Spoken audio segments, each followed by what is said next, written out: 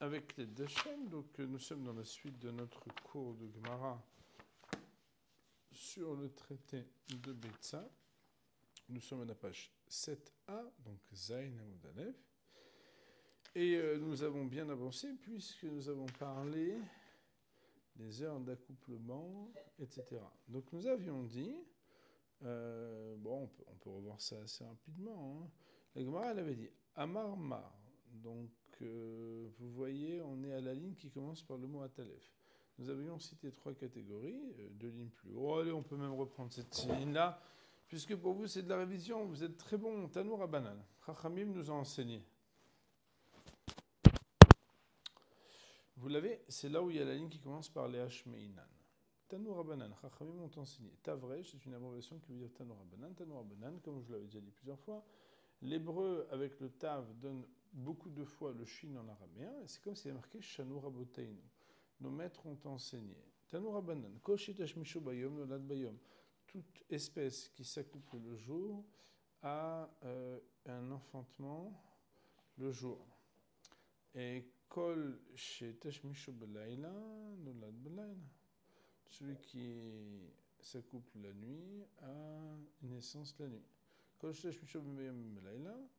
Tout ce qui a un rapport Ben Bayom Ben Balayla, aussi bien le jour que la nuit. Ben tout seul veut dire entre. Ben quelque chose ou ben quelque chose, c'est une expression qui veut dire aussi bien ceci que cela. Donc quand c'est aussi bien le jour que la nuit, eh bien la naissance pourra avoir lieu le jour et la nuit. Et la Gemara donc de dire, c'est quoi Kol Shetash Mishu Bayom? Nolad Bayom, c'est un égolette, c'est la poule.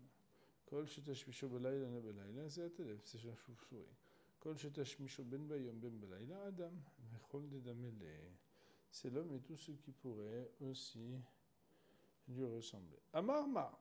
Et la Gemara d'avoir repris en disant Amar Mar une petite partie de ce qui avait été cité précédemment pour maintenant, on va dire, argumenter et expliquer de manière un peu plus précise.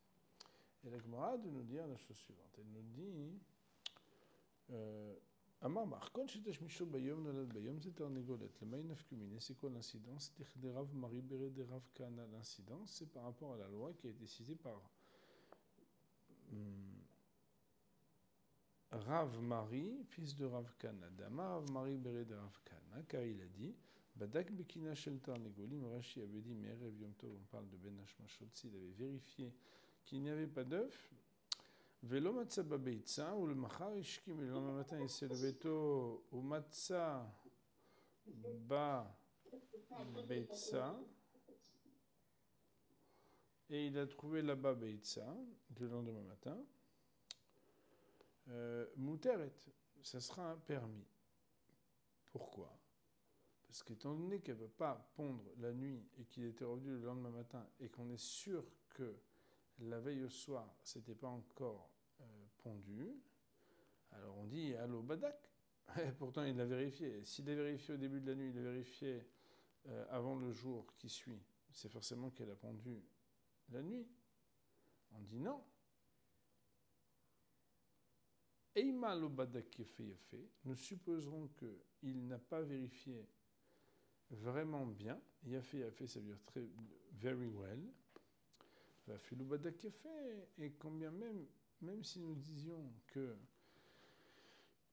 il a bien vérifié,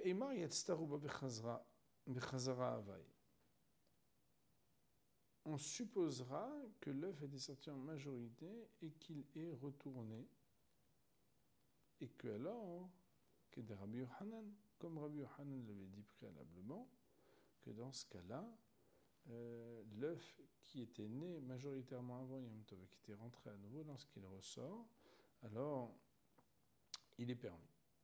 La Gemara, elle dit Ini, comment? Donc je pense que c'est ici que nous étions arrêtés. Hein. Donc la Gemara, elle dit comment? Voilà pourtant Vea Amar Rabbi Yosef ben Shaul Amara. Voilà que Rabbi Yosef ben Shaul a dit au nom de Rav. Badak Bikina Shel Tarnegolet Merev Yom Tov. Que si jamais un homme avait vérifié le nid d'une poule la veille de Yom Tov, Et toujours, comme Rachid avait dit, proche de la nuit. Velo matzah babitza ou machar ishki matzah babitza asura. C'est quelque chose qui serait interdit.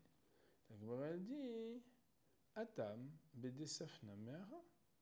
Là-bas, pourquoi c'est interdit? C'est parce qu'on parle d'une poule qui s'est réchauffée du sol. Et étant donné qu'elle s'est réchauffée au sol, alors dans ce cas-là, parfois elle peut enfanter la nuit. Parce que nous avions déjà évoqué ce sujet préalablement, mais c'est maintenant que nous allons l'étudier de manière un peu plus profonde. C'est que tout ce qu'on a dit que l'archétype de ceux qui s'accouplent le jour et qui ont une naissance le jour, quand on dit que c'est la poule, c'est uniquement quand la poule, on peut supposer qu'elle a eu une fécondation qui donne un œuf qui vient d'une rencontre entre un coq et une poule. Mais par contre, si jamais on parle d'une ponte, d'une naissance qui vient aussi d'une relation qui n'est pas avec le coq, mais qui vient uniquement du fait de se réchauffer au sol pour pondre, dans ce cas-là, c'est possible que ce soit même la nuit. La Gemara, elle dit, Iachi, s'il en est ainsi, alors tu as tout cassé. Des Rav Mari Nami Eima Mehara Safna. Peut-être qu'on peut supposer aussi que ce qu'on a cité préalablement de Rav Mari, au lieu de supposer que la poule, elle avait pondu préalablement, et seulement l'œuf, il est rentré à nouveau, pourquoi tu vas chercher un cas tordu? Tu n'as qu'à dire que c'est interdit parce que l'œuf, il est né pendant la nuit. La Gemara, elle dit, oui, mais là-bas, c'est parce que Bedeika Zachar Beada. Bedeika, ça me dit que le bet, en hébreu, peut être traduit de 4 manières. Dans, avec, par et dans le cas où. Ici, B veut dire dans le cas, D veut dire que, puisqu'on avait dit que D c'est comme chez, D en arabien c'est comme chez, en hébreu c'est comme que ou parce que. Je le répète sans cesse, c'est que chez peut vouloir dire que quand il est descriptif, et il veut dire parce que lorsqu'il est justificatif. Or ici on veut parler de circonstanciel, c'est la raison pour laquelle on dit c'est qu'on est dans le cas que, mais c'est faux, on dit dans le cas où, mais vous avez compris, dans le cas où il y a, Ika veut dire il y a, Ika Aleph Yud Kaf Aleph veut dire il y a, ou il y a lieu de. Alors que Eika veut dire dans le cas où. Donc, Bedeika, dans le cas où il y a Zachar Bahada, un mâle avec elle.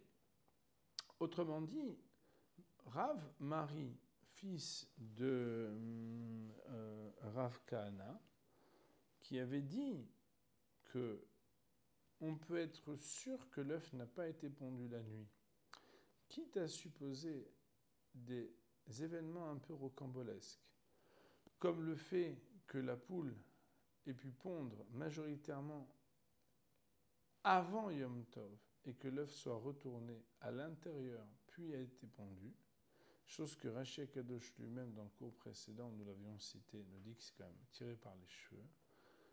Pourquoi ne pas préférer cette hypothèse de dire qu'en fait, elle s'était frottée au sol et elle avait pondu même la nuit?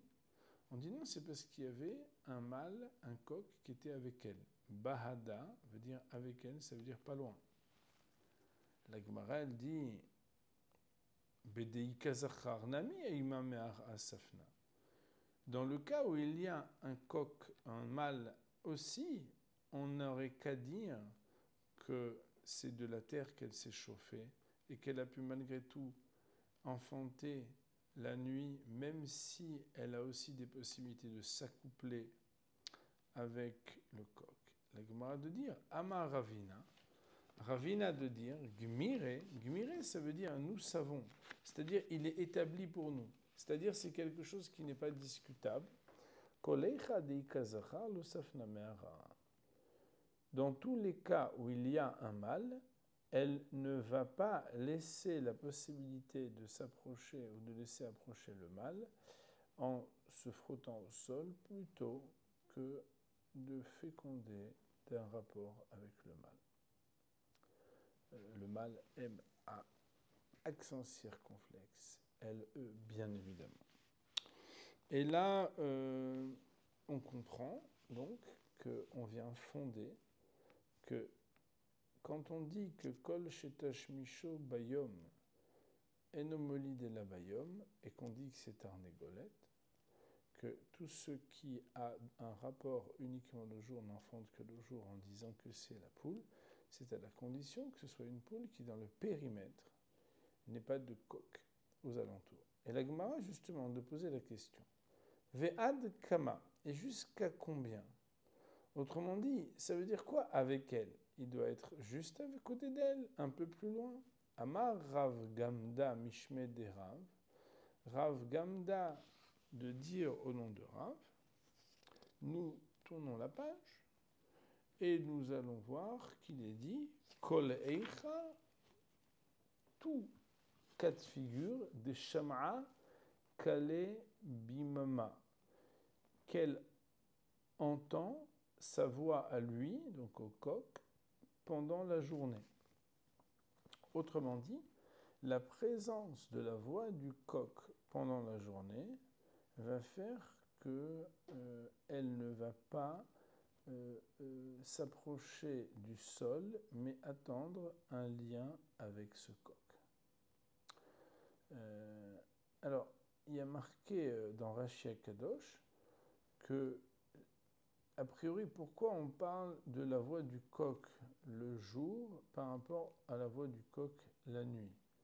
Alors il dit, Rashi, première grande ligne, Deshama kale bimama, shakol eno nishma bayom kebalayla.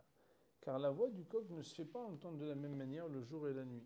Vous comprenez, mon révérend Bataille, que le calme de la nuit. Alors oui, bon, nous aujourd'hui on est dans un monde où c'est pas très calme la nuit, mais à l'époque talmudique, et en principe, surtout quand on est dans un endroit où il y a des poules et des coqs, etc., normalement la nuit c'est calme. C'est la raison pour laquelle la distance qui permet d'être entendu le jour doit être plus proche que la distance qui permet d'être entendu la nuit. Tosfot aussi de dire Ubalayla mashmim kolam lemerahok yoter mi beyom. Le jour, ils font les coqs entendre leur voix plus loin que la nuit, les coqs font entendre leur voix plus loin que le jour. Felonakat balayla mishum detash mishum bayom. Et pourquoi est-ce qu'on a parlé de la laïla? Parce que la relation. Pourquoi on n'a pas parlé de la nuit? Parce que la relation, elle est le jour. Bon, ça c'est un sujet annexe. C'est intéressant puisque Tosfot associe la voix du coq le jour avec les rapprochements entre la poule et le coq le jour. Ça c'est un sujet qui demanderait un peu d'approfondissement. La Gemara nous dit, maintenant, en nous racontant une histoire, Avad Rav Mari Uvda.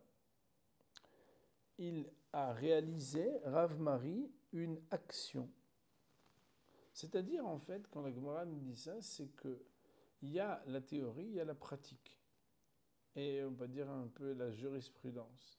C'est que voilà que Rav Mari a réalisé l'action en fonction de ce qui avait été dit. Autrement dit, ça veut dire qu'il a vérifié Erev Yom Tov, il n'a pas trouvé d'œuf, il s'est levé le lendemain matin, tôt, avant l'aube, il a trouvé là-bas un œuf, et la Gemara nous dit, Avad Rav Mari Uvda ad shitin bate.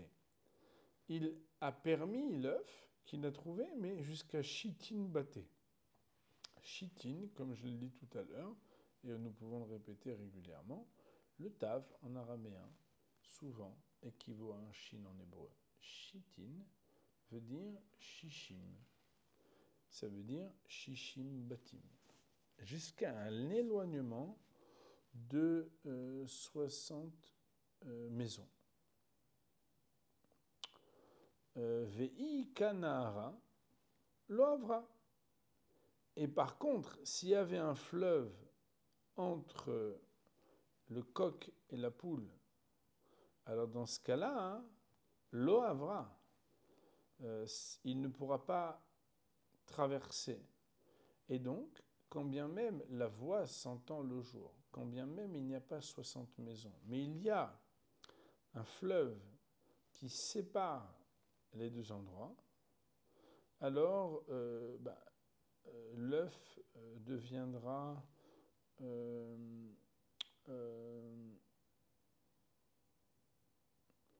interdit. Pourquoi? Parce que, étant donné qu'il ne peut pas passer de l'autre côté, alors ils ne vont pas se rapprocher. Juste, je répète ça. S'il y a un fleuve qui sépare entre la poule et le coq, alors comme ils ne peuvent pas se rapprocher, ça veut dire que la poule a pu enfanter la nuit. Or, si elle a pu enfanter la nuit et qu'on est Yom Tov et qu'il a vérifié à l'entrée de la nuit et à la sortie de la nuit, c'est que potentiellement l'œuf a pu être né la nuit et donc il sera interdit pendant Yom Tov. Vei ika mibara avra. Par contre, s'il y a mibara, qui veut dire un gesher, ça veut dire comme Rachid l'explique, un pont, alors c'est possible de passer. Et comme c'est possible de passer, alors elle n'enfantera pas d'une autre manière que le jour, et donc l'œuf sera permis à Yom Tov. Veika meitzra lo avra. Et si jamais meitzar veut dire l'étroitesse, s'il y a un pont qui est étroit, alors là on revient dans la même configuration comme s'il n'y avait pas de pont. Ava uvda ve'avra meitzra. Et il s'est passé une fois une histoire. Il y a eu, comment on appelle ça, un coq qui a pu marcher même sur un pont étroit, mais cela n'a pas changé la loi.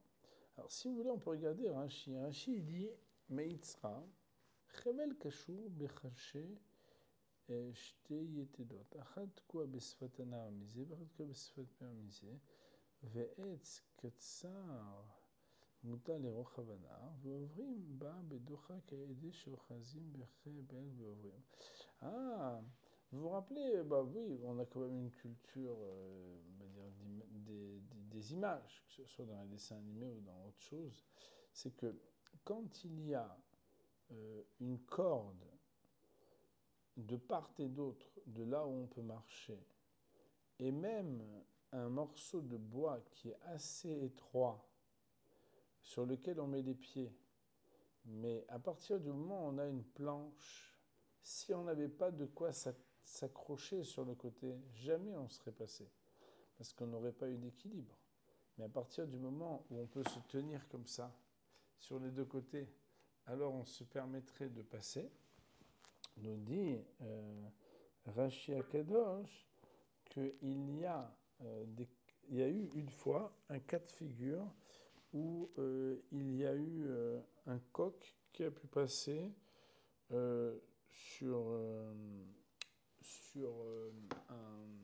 un pont qui était étroit. Bon, la Gemara, est-ce que quand elle nous ramène ce dernier cas, elle vient mettre des réserves sur ce qu'elle avait dit avant ou pas? C'est un sujet. En tout cas, si nous devions résumer cette dernière partie vient parler du fait que la restriction d'être sûr et certain qu'une poule n'aura enfanté que le jour et donc que l'œuf qu'on n'a pas trouvé à l'entrée de Yom Tov avant juste la nuit et qu'on trouve avant le lever du jour le lendemain restera permis parce qu'on est sûr que c'est un événement qui précède qu'il l'a mis au monde. On a dit que c'est uniquement lorsque il y a un coq dans les parages. On dit c'est quoi les parages? On pourra retenir. Les parages, c'est que sa voix s'entende donc dans un périmètre où la voix peut s'entendre le jour est dans un périmètre qui est accessible pour la rencontre entre le coq et la poule. Sans quoi, eh bien, étant donné qu'on peut supposer que l'œuf aura été pondu même la nuit, s'il avait vérifié à l'entrée du Yom Tov qu'il n'y avait pas d'œuf et le lendemain matin, il a trouvé un œuf avant l'aube, on pourra se dire que l'œuf a été pondu la nuit et qu'il sera interdit à la consommation. Pour aujourd'hui, on va dire Bal Khani Olam.